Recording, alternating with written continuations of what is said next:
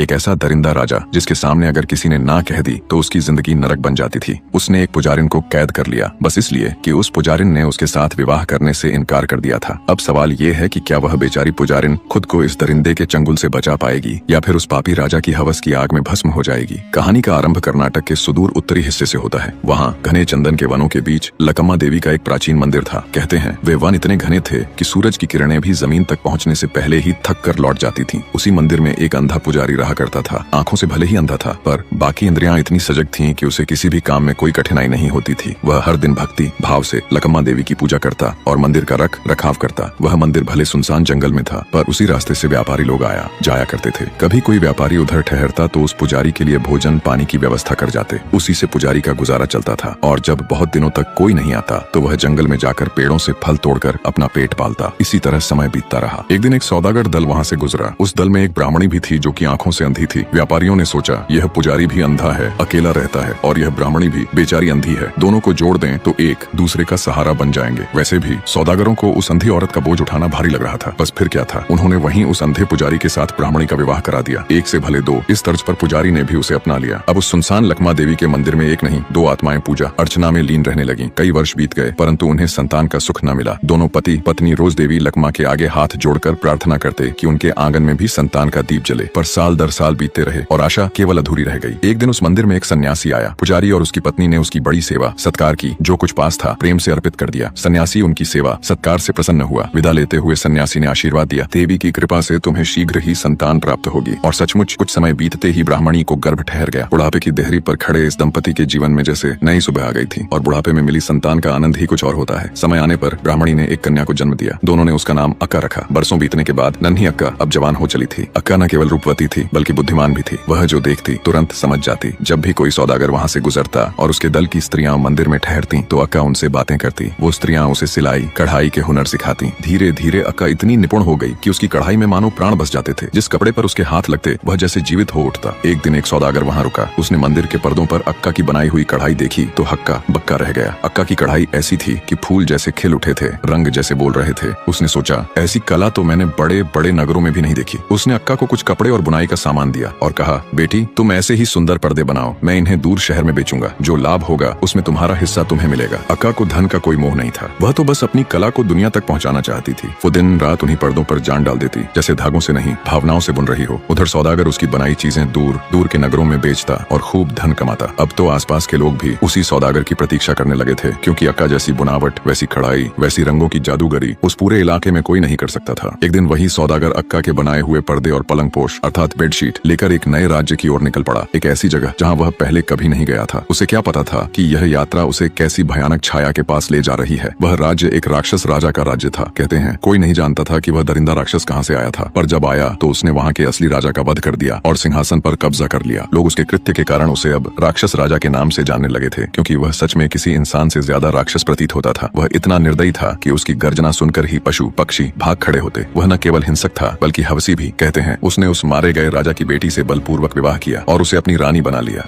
पूरा राज्य भय और सन्नाटे में डूबा हुआ था। सौदागर जब अपने रास्ते से होकर उस राज्य की ओर पहुंचा तो उसे अजीब सी शांति महसूस हुई। ऐसी शांति जो डराती थी। जंगल था मगर न कोई जानवर दिखा और न ही कोई पक्षी, बस सन्नाटा छाया हुआ था, मानो हवा तक उस दरिंदे राक्षस के डर से थम गई हो। थोड़ा आगे बढ़ा तो उसे एक विशाल महल दिखाई दिया और उसके चारों ओर पत्थरों की ऊंची ऊंची दीवारें जैसे किसी अभिशप्त नगर की चौहद्दी। यह देखकर सौदागर दंग रह गया। फिर सोचा मैं तो व्यापारी हूँ, मेरा काम बेचना और लौट जाना है। वह अपने कदम तेज करता हुआ नगर के भीतर पहुंचा। वहाँ के लोगों के चेहरे देखकर उसका दिल कांप गया। सबके चेहरे पर भय की परछाई थी, आंखों में निराशा। पहले तो उसे कुछ समझ नहीं आया, पर फिर उसने खुद को समझाया, मुझे क्या लेना इनसे, मैं तो अपना सौदा बेचकर आगे बढ़ जाऊंगा। पर किस्मत को शायद कुछ और ही मंजूर था। उसका सामान किसी ने खरीदा नहीं, क्योंकि वहाँ कोई भी खुलकर बात करने की हिम्मत नहीं करता था। अंततः वह बेचैन होकर महल के सामने जा पहुंचा, जहाँ विशाल द्वार पर पहरेदार खड़े थे। जैसे ही उन्होंने सौदागर को देखा, उन्होंने उसे पकड़ लिया और घसीटते हुए दरबार में ले गए। वहाँ सिंहासन पर वह दरिंदा राक्षस राजा विराजमान था। उसकी आंखों में ऐसी लाली थी जैसे किसी जलते अंगारे में प्राण यहाँ बस गए हूँ।